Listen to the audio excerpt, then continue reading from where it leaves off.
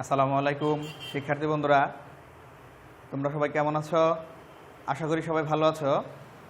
আমিও আল্লাহর রহমতে ভালো আছি। আজকে আবার চলে আসলাম আমি হাবিবুর রহমান, সহকারী শিক্ষক গণিত সাধারণ বিজ্ঞান, মগরা পালসিন উচ্চ বিদ্যালয়, মগরা কালিহাতী, টাঙ্গাইল। শিক্ষার্থী বন্ধুরা, যে যেখান থেকে আমাদের অনলাইন ক্লাস দেখছো, সকলকে আমাদের অনলাইন ক্লাসের পক্ষ থেকে, আমাদের মগরা পালসিন উচ্চ বিদ্যালয়ের পক্ষ থেকে আন্তরিক শুভেচ্ছা এবং অভিনন্দন জানিয়ে আজকে আবার শুরু করছি। আজকে আমি তোমাদের জন্য যে বিষয়টি নিয়ে এসেছি, গণিত নবম দশম শ্রেণীর উচ্চতর গণিত বিষয়। আমরা এর আগে অনুশীলনী 11.1 পড়েছিলাম, অর্থাৎ স্থানাঙ্ক জ্যামিতি থেকে অনুশীলনী 11.1 পড়েছি। আজকে আমরা পরবর্তী অধ্যায়, পরবর্তী অনুশীলনী 11.2 নিয়ে আলোচনা করব ইনশাল্লাহ। তো আমরা চলো শুরু করে দেই। আজকে আমরা পড়ব অনুশীলনী 11.2।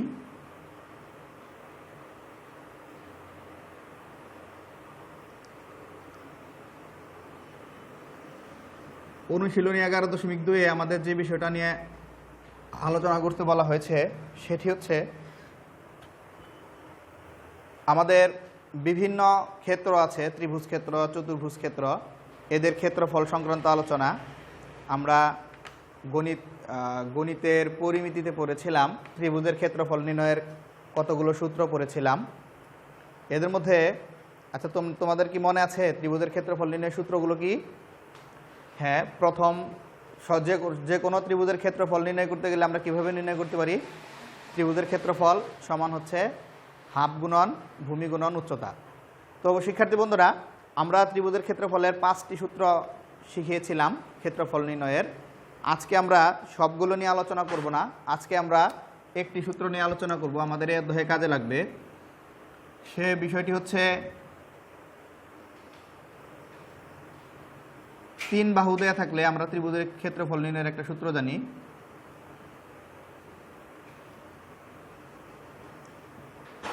3 বাহু দেয়া থাকলে বা 3 বাহু বের করতে পারলে ত্রিভুজের ক্ষেত্রফল নির্ণয়ের একটি সূত্র আছে, আমরা জানি সেটা।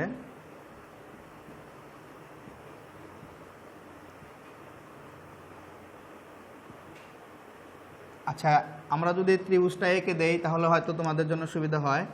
এই একটি ত্রিভুজ এঁকেছি, 3টি বাহু দ্বারা সীমাবদ্ধ ক্ষেত্রকে ত্রিভুজ বলে। এ বি সি 3টি বাহুর নাম দিয়ে দিলাম, একটি এ বি বাহু, একটি বিসি বাহু আর একটি এসি বাহু। এই 3টি বাহু যদি দেয়া থাকে, ধরলাম একটিকে এ ধরি, আরেকটিকে বি, অপরটিকে যদি সি ধরি। শিক্ষার্থী বন্ধুরা দেখো, তাহলে এই ধরনের ত্রিভুজের ক্ষেত্রফল নির্ণয়ের সূত্র হচ্ছে √(s × s - a s - b × s - c। তো শিক্ষার্থী বন্ধুরা, আসলে আমরা এখানে এস লিখলাম, এ লিখলাম, বি লিখলাম, সি লিখলাম, এগুলো আসলে কি তার বর্ণনা আমি এখানে দিয়ে দিচ্ছি। এখানে এস হচ্ছে ত্রিভুজের অর্ধপরিসীমা। অর্ধপরিসীমা কি?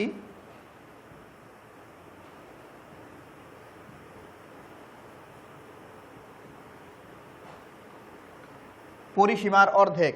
পরিসীমা মানে হলো পুরো সীমা। দেখো একটা ত্রিভুজ এঁকেছি এখানে, এই ত্রিভুজের যদি আমি পুরো সীমা বলতে চাই তাহলে এই অঞ্চল, এই অঞ্চল, এই অঞ্চল। তোমরা বোর্ড দেখতেছো, বোর্ডের পরিসীমা অর্থাৎ বোর্ডের চতুর্দিকে বাইরের দিকে যে বাউন্ডারিটা আছে সেই দিক দিয়ে যদি আমরা একবার হেঁটে আসি তাহলে যে জায়গা পাবো, আমরা যে অঞ্চল জুড়ে ঘুরে আসবো, যতটুকু রাস্তা ঘুরে আসলাম সেটুকুই হচ্ছে এই ক্ষেত্রের পরিসীমা। তো আমাদের ত্রিভুজের পরিসীমা এসকে আমরা বলেছি ত্রিভুজের অর্ধপরিসীমা, অর্থাৎ পরিসীমার অর্ধেক। তাহলে নিশ্চয়ই বুঝতে পারতেছি যে এই অর্ধপরিসীমা এটা কীভাবে বের করে। এস বের করার নিয়ম হচ্ছে, আমি সাইড নোট দিয়ে দিচ্ছি, এস হচ্ছে 3 বাহুকে যোগ করে 2 দ্বারা ভাগ, এইভাবে আমরা এস বের করতে পারি। আর এখানে এ বি সি কি? এ বি সি যথাক্রমে ত্রিভুজের 3 বাহু।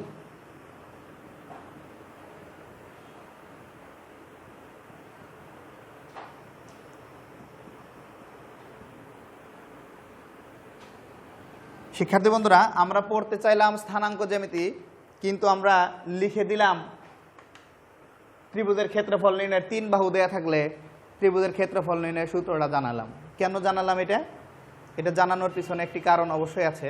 দেখো আমাদের স্থানাঙ্ক জ্যামিতিতে এখানে 11.1 11.2-এ আমাদের যে তথ্যগুলো দেয়া হচ্ছে সেগুলি হচ্ছে একটি বিন্দুর স্থানাঙ্ক। এ বিন্দুর স্থানাঙ্ক দেয়া থাকবে, বি বিন্দুর স্থানাঙ্ক দেয়া থাকবে, সি বিন্দুর স্থানাঙ্ক দেয়া থাকবে। আমরা সেগুলি কার্তেশীয় স্থানাঙ্কে বসাতে পারবো।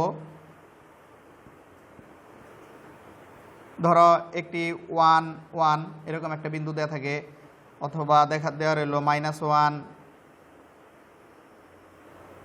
1 1 -2 দেয়া থাকলো। তাহলে এই বিন্দুগুলো যোগ করলে ত্রিভুজ হবে। এটা 1 1 দিলাম আমি, এটা -1 1 দিলাম আমি, এটা 1 -1 দিলাম, এক একক করে দূরে গিয়েছি। তাহলে এইগুলো দিয়ে যে বিন্দুগুলো যোগ করলে কিন্তু অবশ্যই দেখো কি হচ্ছে, এটা ত্রিভুজ হচ্ছে। তো এইভাবে আমাদের বিন্দুর স্থানাঙ্ক দেয়া থাকলে আমরা প্রথম 11.1-এ পড়েছি, দুটো বিন্দুর স্থানাঙ্ক দেয়া থাকলে এই দুটো বিন্দুর মধ্যবর্তী দূরত্ব নির্ণয় করতে শিখেছি। তদ্রূপভাবে এই দুটো বিন্দুর স্থানাঙ্ক দেয়া থাকলে দুটো বিন্দুর দূরত্ব নির্ণয় করা শিখেছি। এই দুটো বিন্দুর স্থানাঙ্ক দেয়া থাকলে এই দুটো বিন্দুর দূরত্ব নির্ণয় করা শিখেছি। অর্থাৎ আমরা কি করতে পারবো, এই স্থানাঙ্কগুলো দিয়ে আমরা এই বাহুর দৈর্ঘ্য, এই বাহুর দৈর্ঘ্য, ত্রিভুজের 3 বাহুর দৈর্ঘ্য বের করে নিতে পারবো। তো স্থানাঙ্ক দেয়া থাকলে আমরা ত্রিভুজের 3 বাহুর দৈর্ঘ্য বের করতে পারবো। আর 3 বাহুর দৈর্ঘ্য জানা থাকলে আমরা অবশ্যই ত্রিভুজের 3 বাহু দেয়া থাকলে ত্রিভুজের যে ক্ষেত্রফল নির্ণয় করার একটা সূত্র আছে, এই সূত্রের মাধ্যমে আমরা ত্রিভুজের ক্ষেত্রফল নির্ণয় করতে পারবো। চলো দেখি আমরা এই ত্রিভুজের ক্ষেত্রফল নির্ণয়ের এই সূত্র প্রয়োগ করে আমরা সমাধান করার চেষ্টা করি।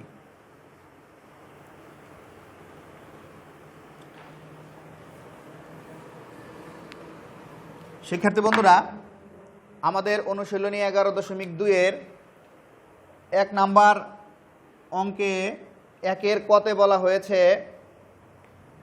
1-এর ক বলার আগে লিখেছে যে a -2 0 b আরেকটি বিন্দুর স্থানাঙ্ক যেটি হবে 5 0, c আরেকটি বিন্দুর স্থানাঙ্ক যেটি হবে 1 4।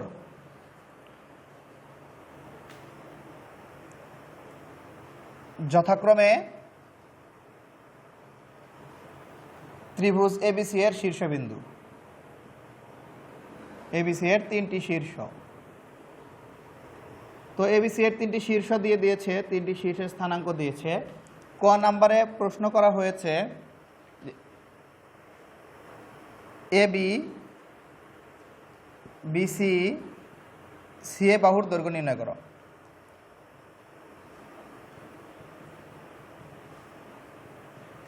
এবং ত্রিভুজ এবিসি এর পরিসীমা নির্ণয় করো।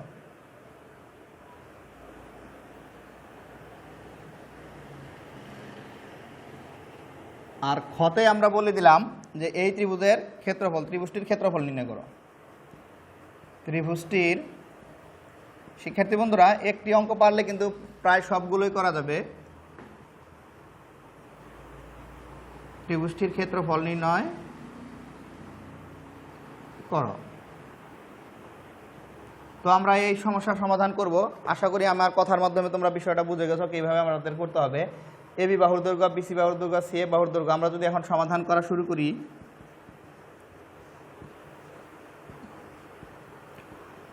খেয়াল করে দেখো আমাদের এ বিন্দুর স্থানাঙ্ক আছে, বি বিন্দুর স্থানাঙ্ক আছে এবং সি বিন্দুর স্থানাঙ্ক আছে। তাহলে আমরা এবি যদি বের করি, কি করতে হবে, দুটো বিন্দুর মধ্যবর্তী দূরত্ব নির্ণয়ের সূত্র জানি আমরা, রুট ভুজদ্বয়ের অন্তর স্কয়ার কোটিদ্বয়ের অন্তর স্কয়ার। এখানে আমাদের ভুজ হচ্ছে -2, আরেকটি ভুজ হচ্ছে 5। তাদের অন্তর, অন্তর মানে বিয়োগফল। আমরা যে কোনোটা আগে পরে লিখতে পারি, তবে আমি সূত্রের মতো করে সাজিয়ে লিখতেছি। 5 মাইনাস ইন্টু -2 হোল স্কয়ার, একটি ভুজ দুটি ভুজ, ভুজদ্বয়ের অন্তর স্কয়ার প্লাস কোটিদ্বয়ের অন্তর স্কয়ার 0 - 0 হোল স্কয়ার। তো আমাদের এই বিয়ের দৈর্ঘ্যটা কত হয়, আমরা ডান পাশ দিয়ে কাজটা করে দিচ্ছি। 5 + 2 হোল স্কয়ার রুট 49 = 7। আমরা এবি এর দৈর্ঘ্য পেয়ে গেলাম 7। এখন আমাদের বের করতে হবে বিসি এর দৈর্ঘ্য। আমরা বিসি এর দৈর্ঘ্যটা বের করি, বিসি। তো তদ্রূপভাবে আমাদের বি বিন্দুর ভুজ এবং বি বিন্দুর কোটি নিতে হবে। ভুজ দ্বয়ের অন্তর স্কয়ার, এবার একটি ভুজ হলো 5 আর একটি ভুজ হচ্ছে 1, তার মানে আমরা 1 - 5 লিখতে পারি, আবার 5 - 1ও লিখতে পারি, সমস্যা নাই। যোগ কোটি দ্বয়ের অন্তর স্কয়ার, এখানে কোটি হচ্ছে আমাদের 0 আর সি বিন্দুর কোটি হচ্ছে 4। এদের অন্তর স্কয়ার করলে কি করতে হবে আমাদের? অবশ্যই 4 - 0 হোল স্কয়ার ইকুয়াল, আমরা এখানে 1 - 5 মানে 4, 4 স্কয়ার মানে 4 × 4 = 16, 16 + 16 ইকুয়াল √32। আমরা √32 পেয়ে গেলাম। তো শিক্ষার্থীরা, এটা আমরা ক্যালকুলেটর মান বের করতে পারি, অথবা আমরা ক্যালকুলেটর ব্যবহার না করেও এখানে এভাবে রেখে দিতে পারি। আরেকটি বাহু দেখো সিএ, আমরা যদি সিএ এর দৈর্ঘ্যটা বের করি তাহলে কি হবে? রুট, এবার আমাদের সি বিন্দুর ভুজ এবং সি বিন্দুর এ বিন্দুর কোটি নিতে হবে, ভুজ নিতে হবে। এ একটি ভুজ, এ আরেকটি ভুজ। কি করতে হবে আমাদের? 1 - -2 হোল স্কয়ার প্লাস কোটি 0 আর হচ্ছে 4, 0 আর 4, তার মানে 0 - 4 বা 4 - 0, যেটাই লিখি না কেন আমরা 4 - 0, আমি যেভাবে সূত্র লিখে দিয়েছিলাম সেটাই মেনটেন করলাম। তাহলে এখানে লিখতে হবে, দেখো 1 + 2 হোল স্কয়ার প্লাস 4 স্কয়ার মানে 16। কি পেলাম আমরা? 9 + 16, 16 + 9 হলো 25, √25 = 5। আমরা ত্রিভুজের 3 বাহু পেয়ে গিয়েছি। শিক্ষার্থী বন্ধুরা, আশা করি তোমরা বিষয়টা বুঝতে পেরেছ। এবার আমরা যদি ত্রিভুজ এবিসি এর পরিসীমা নির্ণয় করি, আমি ক্লাসের শুরুতেই বলেছিলাম যে বিষয়টা, তাহলে পরিসীমাটা কি হবে? আমাদের 3 বাহুর যোগফলই হচ্ছে ত্রিভুজের পরিসীমা। তো আমরা যদি, আমি উপরের অংশগুলো মুছে ফেলতেছি, আমরা যদি ত্রিভুজের পরিসীমা বের করি তাহলে দেখো আমাদের কি করতে হবে। সুতরাং ত্রিভুজের পরিসীমা, ত্রিভুজ এবিসি এর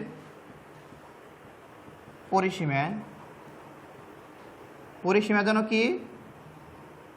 ত্রিভুজের 3 বাহুর যোগফলই হচ্ছে ত্রিভুজের পরিসীমা। AB plus BC plus CA. তো আমরা এগুলি যদি করে ফেলি, দেখো কি হয়। এবি এর মান আছে আমাদের কাছে 7 প্লাস বিসি এর মান আছে আমাদের কাছে √32 প্লাস সিএ এর মান আছে 5। তাহলে কত হলো? 7 আর 5 গুণ যোগ করলে 12 প্লাস √32। আমরা ক্যালকুলেটরের মানটা এই বের করে রাখলে ভালো হয়। পরবর্তীতে আমাদের আরেকটি কোশ্চেন দিয়েছি, সেটি হচ্ছে খ নাম্বারটা করার জন্য সুবিধা হবে। আর যদি তুমি মনে করো যে না এই পর্যন্তই দিবে, বোধ 32কে কিন্তু আমরা এইভাবে ভাঙতে পারি। দেখো 32কে যদি আমরা মৌলিক উৎপাদকে বিশ্লেষণ করি,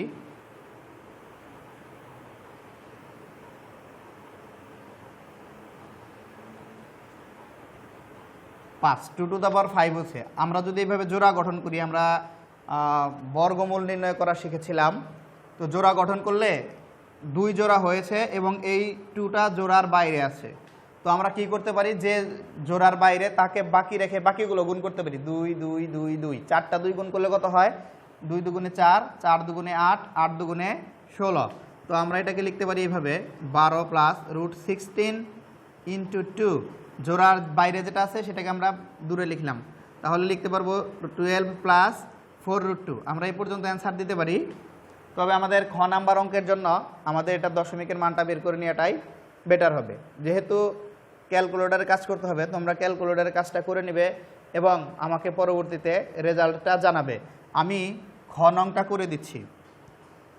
খ নংয়ে ছিল ত্রিভুজটির ক্ষেত্রফল নির্ণয় করো। তো ত্রিভুজের ক্ষেত্রফল নির্ণয় করতে গেলে আমরা জানি যে ত্রিভুজটির ক্ষেত্রফল কিভাবে নির্ণয় করব। আমাদের অর্ধপরিসীমা লাগবে। ত্রিভুজের অর্ধপরিসীমা, অর্ধ পরিসীমা। অর্ধ পরিসীমা বের করতে কি করতে হবে? পরিসীমার অর্ধেক, কিন্তু এটাকে আমরা একটু ক্যালকুলেটরে কাজটা করে নিলে ভালো হয়।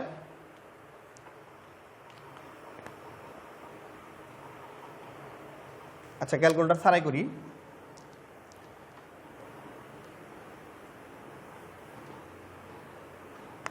অর্ধ পরিসীমাকে আমরা এস দ্বারা প্রকাশ করেছিলাম। এস ইকুয়াল 3 বাহুর যোগফল AB plus BC plus CA by 2। এটা হবে আমাদের অর্ধ পরিসীমা। তো শিক্ষার্থীরা দেখো কি হবে। অর্ধ পরিসীমাটা আমরা যে মানটা বের করেছিলাম সেটি হচ্ছে 12 প্লাস 4√2 বাই 2। অর্থাৎ আমরা যদি 2 দ্বারা ভাগ করে দেই এটা হবে 6 প্লাস 2√2। 2 দ্বারা 12কে ভাগ করেছি 6, 2 দ্বারা 4কে ভাগ করেছি, এই টার্ম, দুটা টার্ম আছে এখানে, উভয় টার্মকে ভাগ করে দিয়েছি, এটা হয়েছে। আমার কাছে ক্যালকুলেটর নেই আজকে, তাই দুঃখিত, ক্যালকুলেটর দিয়ে কাজ করে দিতে পারছি না। তোমরা ক্যালকুলেটরে কাজটা সেরে নেবে, আমি ক্যালকুলেটর ছাড়াই করে দিচ্ছি। আচ্ছা, এখন যদি আমরা এটা কিন্তু আমরা এস পেলাম, আমাদের 3 বাহু হিসেবে কিন্তু এ বি আছে, এ বি সি আছে, সি আছে। সুতরাং আমরা কি লিখতে পারবো? সুতরাং ত্রিভুজের ক্ষেত্রফল, ত্রিভুজটির ক্ষেত্রফল সমান কি শিখেছিলাম? Root s into s minus a. আসলে এ বলতে তো এখানে এ নেই, এখানে আমাদের এ বি আছে, s minus a b into s minus b c into s minus c a. তো আমরা মানগুলি বসিয়ে দেই, তোমরা একটু ক্যালকুলেটর করে নিও। আমরা এস পেয়েছি 6 প্লাস 2√2, ক্যালকুলেটর থাকলে ভালো হতো। এটা পেয়েছি 6 প্লাস 2√2 মাইনাস এ বি এর মান কত? আমাদের এ বি এর মান কিন্তু আমরা এর আগে বের করেছিলাম 7, এ বি এর মান 7 পেয়েছিলাম। এইটা কত পেলাম? 6 প্লাস 2√2। বিসি এর মান বসাতে হবে এবার আমাদের। বিসি এর মান কিন্তু আমরা বের করেছিলাম, বিসি এর মান ছিল আমাদের কত? আমি বোর্ডটা পরিষ্কার করে ফেলেছি, √32 ছিল, অর্থাৎ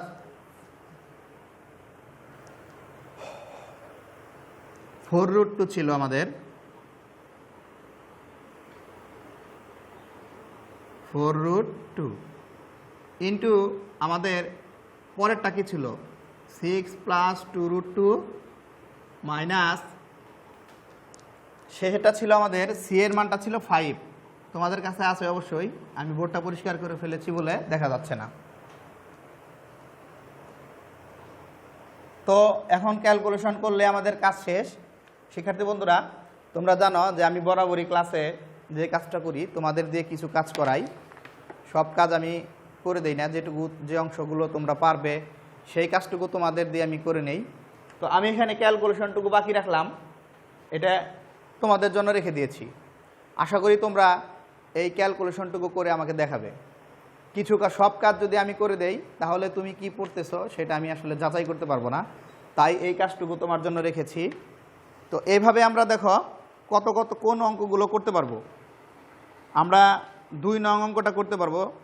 বই দেখো তোমরা, নিম্নোক্ত প্রতিক্ষেত্রে এবিসি ত্রিভুজের ক্ষেত্রফল নির্ণয় করো। 3টি বাহু দেয়া আছে, 3টি বিন্দুর স্থানাঙ্ক দেয়া আছে। আমরা এই 3টি বিন্দুর স্থানাঙ্ক দিয়ে এই অঙ্কটা যেভাবে করলাম একইভাবে করতে পারবো। খ নংটাও করতে পারবো আমরা।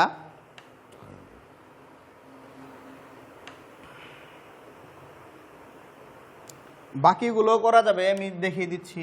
2 নং, 2 এর ক খ এটা আমাদের বাড়ির কাজ রইল, আমরা করে নিয়ে আসবো। 1ও করতে হবে, 1 যদি না করি তাহলে তো আমরা 1 নং যদি না করি তাহলে তো আমরা 2 নং পারবো না, তাই না? আগে আমরা 1 নং করবো, তারপর 2 নং করবো। এখন দেখো বাকি কিছু বেসিক ধারণা যদি তোমার জানা থাকে তাহলে কিন্তু তুমি আরও অনেকগুলো অঙ্ক করতে পারবে এখান থেকে। কীরকম বেসিক ধারণা জানা থাকতে হবে? বলা হয়েছে, দেখাও যে এ বি সি, 3 নং কোশ্চেন পড়তেছি আমি, এ বি সি ডি বিন্দুগুলো একটি সামান্তরিকের শীর্ষবিন্দু। এই কোশ্চেনটা কিন্তু আমরা 11.1-এও পড়েছিলাম। ঠিক একই রকম। তো এখানেও তোমাকে এটা বের করতে হবে, যেহেতু সামান্তরিকের শীর্ষ বলছে। সামান্তরিকের শীর্ষ বললে আমাদের কি করতে হয়, আমরা জানি সামান্তরিকের বিপরীত বাহুগুলো, সামান্তরিকের একটি সামান্তরিক যদি আঁকি তাহলে সামান্তরিকের বিপরীত বাহুগুলো সমান এবং সমান্তরাল। তাহলে এই বাহু সমান হবে, এই বাহু বিপরীত বাহুগুলো সমান এবং সমান্তরাল হবে। আবার আমরা সামান্তরিকের কর্ণ দেখো কোনোটাই মিলে না, দুইটা কর্ণ যদি সমান হবে না। তো আমরা কি করব, এই 4টা বিন্দুর স্থানাঙ্ক দেয়া আছে, আমরা আগে 4টা বাহুর দৈর্ঘ্য বের করব। দেখবো যে একটি বাহুর সঙ্গে আরেকটি বাহুর দৈর্ঘ্য এই বাহুর সঙ্গে এই বাহুর দৈর্ঘ্য মিলে যাবে এবং কর্ণ মিলবে না। কর্ণ সমান যদি বের করি, কর্ণগুলো মিলবে না, তখন আমরা বলতে পারবো এটা সামান্তরিক। যদি মিলে যেত কর্ণ তাহলে বলতাম আয়ত। এইভাবে আমাদের কাজগুলো করতে হবে। তাহলে আমরা 3 নাম্বার, বাকিগুলো চেষ্টা করব যতগুলো আমরা করতে পারি। আর আগামী দিন ইনশাল্লাহ আমরা এই অধ্যায়েরই আরেকটি নিয়ম, ত্রিভুজের ক্ষেত্রফল নির্ণয়ের আরেকটি নিয়ম শেখাবো। সেই ক্ষেত্র নিয়মের মাধ্যমে আমরা ত্রিভুজ, চতুর্ভুজ, পঞ্চভুজ, ষড়ভুজ, যত রকমের ভুজ আছে সব ক্ষেত্রফল নির্ণয় করতে পারবো এই স্থানাঙ্ক দেয়া থাকলে। তো শিক্ষার্থী বন্ধুরা, আজকে আমরা ক্লাস এখানে শেষ করে দিচ্ছি। আগামী ক্লাসে তোমাদের সাথে দেখা হবে ইনশাল্লাহ। সবাই ভালো থাকো, সুস্থ থাকো এই কামনা করি এবং আগামী ক্লাসের জন্য প্রিপারেশন নাও। আমি আরেকটা কথা বলি, আমাদের বিজ্ঞান বিভাগের স্টুডেন্ট আরও 2-1 স্টুডেন্ট কিন্তু আমাদেরকে বাড়ির কাজ দেখাচ্ছে। যেমন আলামিন দেখিয়েছিল, তারপরে আমাদের স্কুলের পাশে আরেকটি ছেলে, নাম ভুলে গেলাম এই মুহূর্তে, আমরা দেখেছি যে ছবি উঠিয়ে আমাদেরকে পোস্ট করে দিয়েছে, স্যার আমরা অঙ্কগুলো করেছি। তো আমি আশা করতেছি যারা দেখতেছো সবাই এভাবে পোস্ট দিবে। তো এই কথা বলে আমি আমার ক্লাস আজকে এখানে শেষ করছি। আল্লাহ হাফেজ।